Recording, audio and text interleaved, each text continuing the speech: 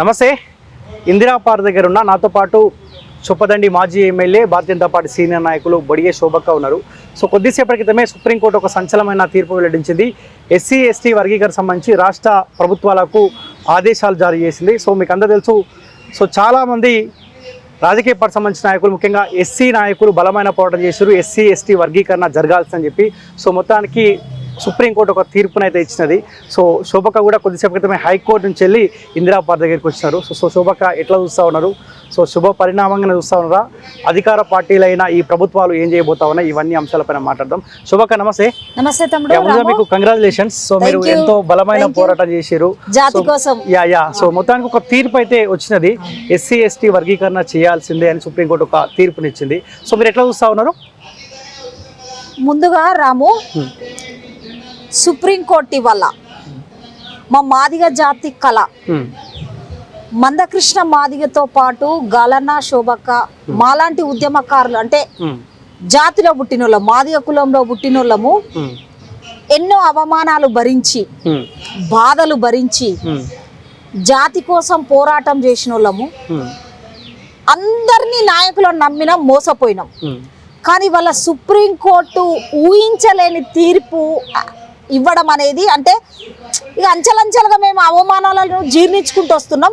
కానీ వాళ్ళ సుప్రీంకోర్టు తీర్పు ఇవ్వడం అంటే, ఒక మాదిగ బిడ్డగా, బొడిగే శోభక్క, బొడిగే గాలన్నగా, నేను మాదిగ దండోరలో ఏబిసిడి వర్గీకరణ కోసం మందకృష్ణ మాదిగ నాయకత్వంలో పనిచేసినందుకు ఈ తీర్పు నిజంగా ఇది మాదిగ జాతికి అంకితం చేస్తూ ఇవాళ సుప్రీంకోర్టు తీర్పిచ్చినందుకు నేను శోభక్క గాలన్నగా ఆ తీర్పిచ్చిన గొప్ప మేధావులకి నేను కృతజ్ఞతలు తెలియజేస్తున్నా, థ్యాంక్స్ చెప్తున్నా జాతి పక్షాన. ఎందుకంటే రాము, ఉమ్మడి రాష్ట్రంలో మందకృష్ణ మాదిగ ఏ పిలిపించినా జాతి కోసమే, జాతి కోసమే. ఎందుకంటే జనాభా నిష్పత్తి ప్రకారము ఎస్సీలంటే ఓన్లీ మాలా మాదిగలే అని తెలుస్తుంది కొందరికి. కానీ ఎస్సీలంటే 59 కులాలకి జనాభా నిష్పత్తి ప్రకారము ఉద్యోగ రంగం, రాజకీయ రంగంలో అన్ని రంగంలో వర్గీకరణ కావాలని ఒక గొప్ప లక్ష్యాన్ని ఎన్నుకున్న మందకృష్ణ మాదిగ పిలుపు మేరకు మేమెందరమో కష్టపడ్డాం తమ్మి. చాలా మంది కష్టపడ్డాం, చాలా మంది, ఒకరిద్దరు పేర్లు పెట్టకూడదు. దాంట్లో గాలన్న రాష్ట్ర కమిటీలో ఉపాధ్యక్షుడిగా పనిచేసిండు. నాకు కూడా MRPS లో రాష్ట్ర కమిటీలో నాకు మంచి అవకాశం ఇచ్చిండు మందకృష్ణ మాదిగ.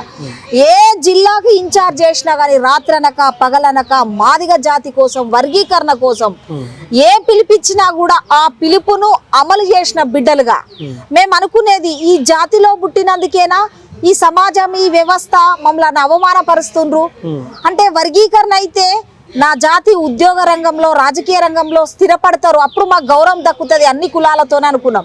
కానీ ఈ రోజు సుప్రీంకోర్టు ఇచ్చిన తీర్పు నిజంగా చాలా, అసలు మా జాతి వల్ల అసలు చెప్పుకోలేనంత ఆనందంలో. అదే విధంగా వర్గీకరణ కోసము ఎందరో మాదిగ బిడ్డలు అమరులు అయ్యిండ్రు. వారికి కూడా నిజంగా ఈ తీర్పు అనేది వారికి కూడా అంకితం చేస్తూ, ఇంతకుముందే మందకృష్ణ మాదిగ గారు కూడా ఢిల్లీలో మాట్లాడడం జరిగింది. నేను ఒక బొడిగే శోభక్క మాదిగ బిడ్డగా నేను మాల సోదరులకి రిక్వెస్ట్ చేసేది ఏంటంటే, ఎవరి జనాభా నిష్పత్తి ప్రకారం వారికి రిజర్వేషన్ కావాలి, న్యాయం ధర్మం. కాబట్టి దీన్ని అందరం గౌరవించాలి, అందరం గౌరవించాలి. జనాభా నిష్పత్తి ప్రకారం మా వాట ఏందో మాకు రావాలి, అవునా కదా? మీ వాట ఏందో మీకు రావాలి. దానికోసమే మందకృష్ణ మాదిగ పోరాటం చేసిండు. కాబట్టి దయచేసి ఈ 30 ఏండ్ల అవమానము, ఆర్థిక ఇబ్బందులు మాదిగ బిడ్డలు వల్ల పీజీలు, డిగ్రీలు చేసిన బిడ్డలు కూడా ఏబిసిడి వర్గీకరణ కోసము రోడ్ల మీద కూర్చున్న చరిత్ర ఉంది.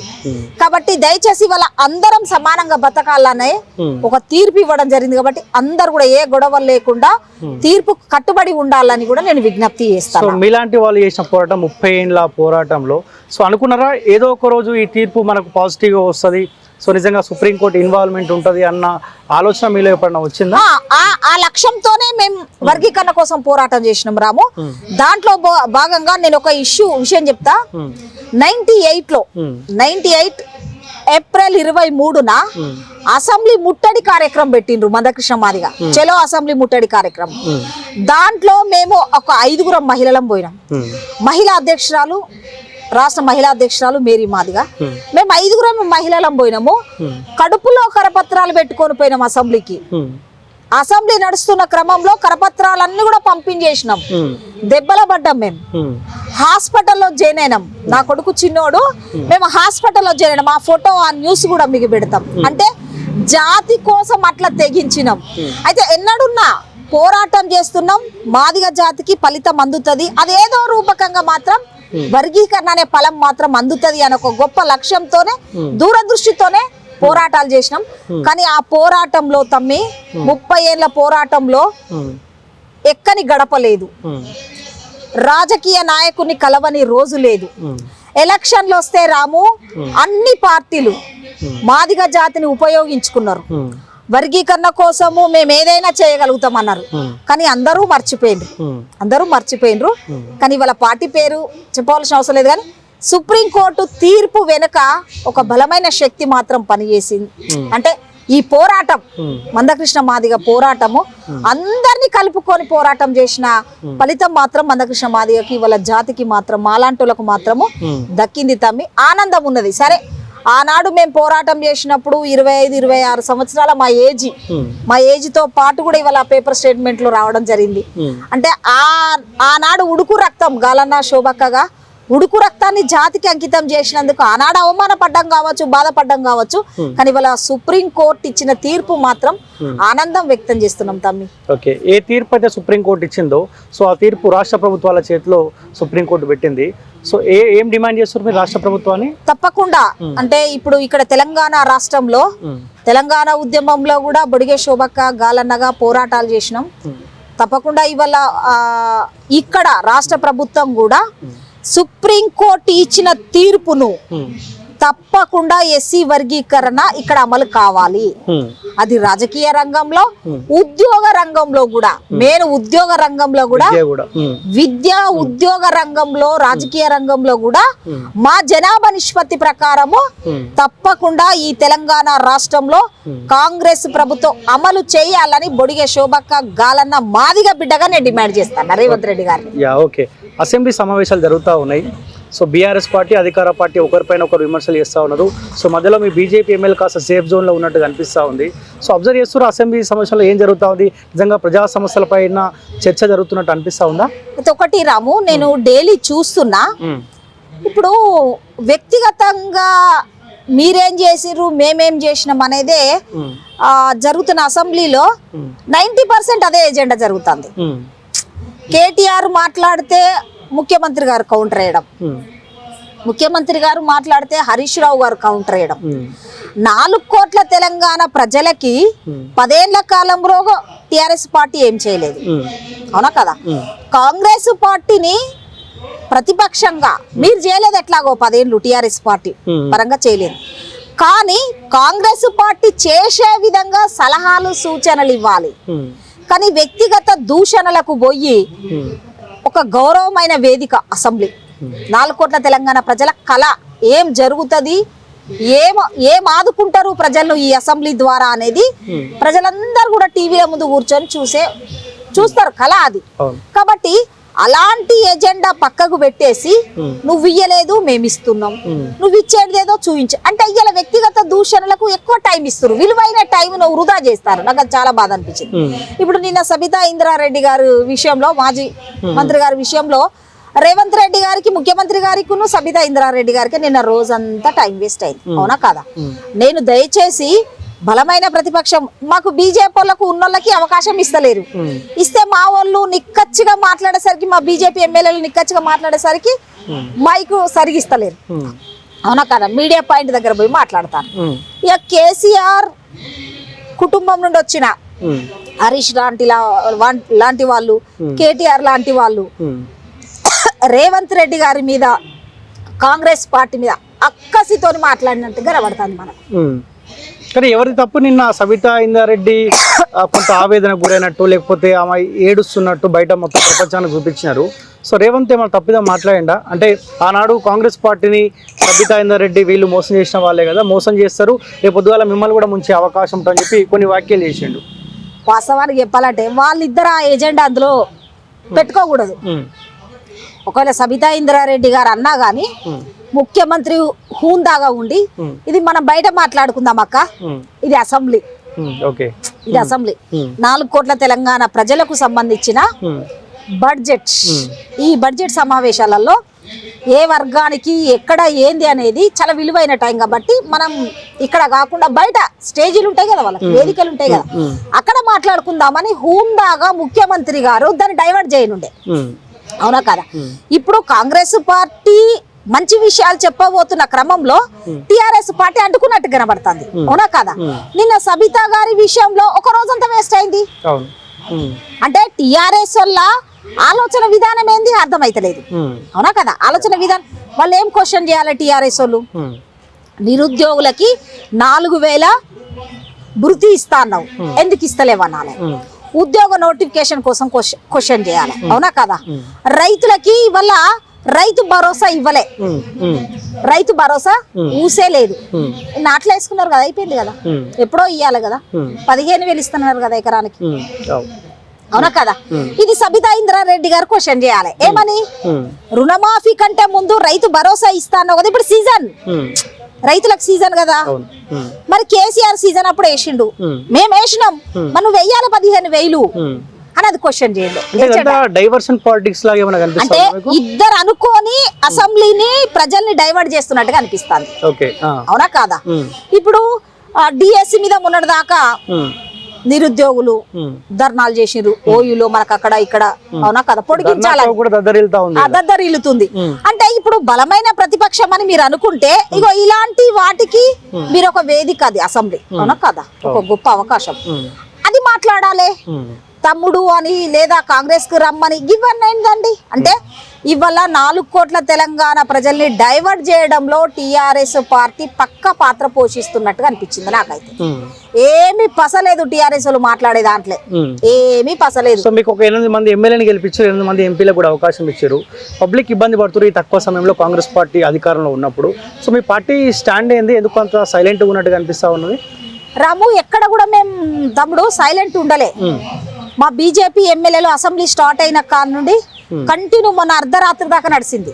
మేము అసెంబ్లీలో ఉన్నప్పుడు కూడా 14లో అర్ధరాత్రి తెల్లవారు దాకా కూడా నడిపించినాం, ఎందుకంటే బడ్జెట్ అంటే.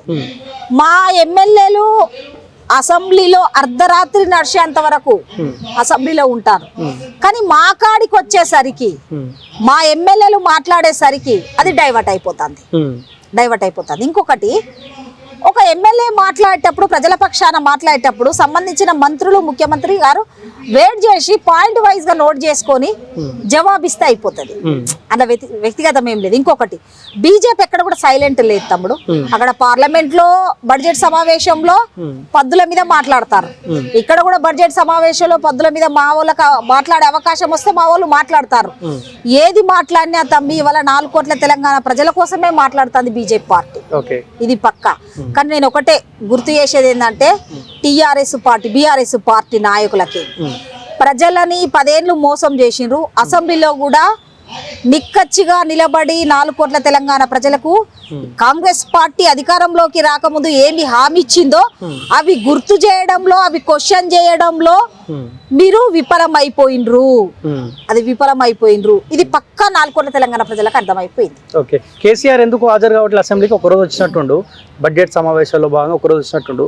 సో మళ్ళీ కనిపిస్తలేడు. అట్లీస్ట్ వచ్చినా కానీ ఆయన ఫేస్ కూడా చూపి కాంగ్రెస్ పార్టీ ఇబ్బంది పడతా ఉంది. వాస్తవానికి కేసీఆర్ గారికి ఇక ఆయనే అంటే అది అహంకారం అనుకోవాలా, ఇంకొకటి అనుకోవాలా అర్థమైతలేదు. కానీ ఒక మాజీ ముఖ్యమంత్రిగా, అదే విధంగా ఒక ప్రతిపక్ష నాయకుడిగా వచ్చి ప్రజల కోసం మాట్లాడాలి. అవునా కదా? నువ్వు ఇంట్లో ఉండడం కోసం ప్రజలు ఓట్లేసి గెలిపియలే కదా? అవునా కదా? నువ్వు ఇంట్లో ఉండాలనుకుంటే నువ్వు అంటే గెలవకుంటే, లేకుంటే పదవికి, ఎమ్మెల్యే పదవికి రాజీనామా చేసి నువ్వు ఇంట్లుండు. కానీ అక్కడ ప్రజలు నిన్ను గెలిపించినప్పుడు ప్రజల పక్షాన నువ్వు కొట్లాడాలి. అంతేకాదు ఒక నియోజకవర్గం కాదు, నువ్వు ఈ రాష్ట్రానికి 2 సార్లు ముఖ్యమంత్రి చేసిన వ్యక్తివి కదా. నీ అనుభవాలు, నువ్వు ఎక్కడ ఫెయిల్ అయినావు, మీరు ఎక్కడ సక్సెస్ అయినరు, ఎక్కడ ఫెయిల్ అయినరు, దాన్ని కాంగ్రెస్ పార్టీకి చూపిస్తూ నడిపించాలి. అదే ఒక మాజీ ముఖ్యమంత్రి హుందాగా రావాలి. అవునా కాదా? హుందాగా రావాలి. అంటే ఎల్లకాలం నువ్వే అధికారంలో ఉంటావా? అంటే వేరే పార్టీ అధికారంలోకి వస్తే జీర్ణించుకోవా? అంటే మీరు ముఖ్యమంత్రి అయితేనే అసెంబ్లీకి వస్తావా? మీరు ముఖ్యమంత్రి అయితేనే ప్రతిపక్ష నాయకులు రావాలా అసెంబ్లీకి? అవునా కదా? అంటే ప్రతిపక్ష హోదా నువ్వు జీర్ణించుకోవా? ప్రజానాయకుడివా నువ్వు, లేకుంటే ఏమనుకుంటున్నావు? అంటున్నావు? 80,000 పుస్తకాలు చదివినా చాలా అనుభవం ఉన్నదని అంటావు కదా. అంటే 80,000 పుస్తకాలు జ్ఞానం గిదేనా? 4 కోట్ల తెలంగాణ ప్రజలకు రేవంత్ రెడ్డి గారి సర్కార్ లేదా కాంగ్రెస్ ప్రభుత్వం ఏమి హామీలు ఇచ్చిండో అవి అమలు చేయకుంటే నేను పోరాటం చేస్తాను, నేను యుద్ధం చేస్తాను ఎందుకు ప్రకటించలేకపోతున్నావు? ఎందుకు దాచుకొని ఉంటున్నావు? అవునా కదా? అంటే మీరు ఇద్దరు ఒకటి అవుతుండ్రా ఏంది అనిపిస్తుంది కదా. నేను 10 ఏళ్ళు తిన్నా తాగినా సేమ్ కాలయాపన గిదే మాటలతోని నిన్ను నువ్వంట నన్ను నువ్వను, నేను గిచ్చినట్టు చేస్తాను నువ్వు ఏడ్చినట్టు చేయనట్టు ఉంటుందా ఏంది ఇది? ఓకే, వర్గీకరణ విషయంలో కాంగ్రెస్ పార్టీ ఓన్ చేసుకుంటా ఉంది. సో మీ పార్టీకి ఏమైనా కలిసి వచ్చే అవకాశం ఉందా భారతీయ జనతా పార్టీకి? రాము, పార్టీ కాదు ఇక్కడ. ఎందుకంటే రాష్ట్రాలు అమలు చేయాలని సుప్రీంకోర్టు తీర్పిచ్చింది కాబట్టి, అసెంబ్లీ నడుస్తుంది కాబట్టి వెంటనే ఇవాళ ఇక్కడ ముఖ్యమంత్రి గారు క్యాచ్ చేసిండ్రు. న్యాయం ఏ ముఖ్యమంత్రి అయినా ఇక్కడ ఏ అధికారం అంటే అధికార పార్టీ ఎవరున్నా గానీ సుప్రీంకోర్టు ఆయా రాష్ట్రాలు అమలు చేయాలని తీర్పుని అన్నారు కాబట్టి తప్పకుండా చేయవలసిందే. ఇలా కాంగ్రెస్ పార్టీ ఇంకొక పార్టీ అనేది ఏం లేదు. ఇలా మా జాతి అంటే ఇలా మాదిగ జాతి ఇలా ఆనందంలో ఉండాలి కాబట్టి తప్పకుండా అన్ని రాష్ట్రాలు అమలు చేయాలని తీర్పిచ్చింది కాబట్టి అమలు చేయాలి. ముఖ్యంగా ఈ తెలంగాణ రాష్ట్రంలో రాము, ఒక రకంగా చెప్పాలంటే మేము చాలా అవమానాలు పడ్డాం తమ్మి. ఏ పార్టీలో ఉన్నా మాదిగలు మాదిగలే, అంటరానులు అంటరానులమే తమ్మి. చాలా ఈ జాతి మమ్మల్ని అంటే మాదిగ జాతి అంటేనే చాలా అవమానపడ్డ జాతి. అంటే ఒక ఉద్యమ కాలంలో ఏబిసిడి వర్గీకరణ కోసమే కాదు, అన్ని రంగంలో మేము బాధపడ్డ జాతి వల్ల. కానీ ఇవాళ తప్పకుండా సుప్రీంకోర్టు తీర్పు ప్రకారము మాకైతే ఒక గొప్ప గౌరవం దక్కింది.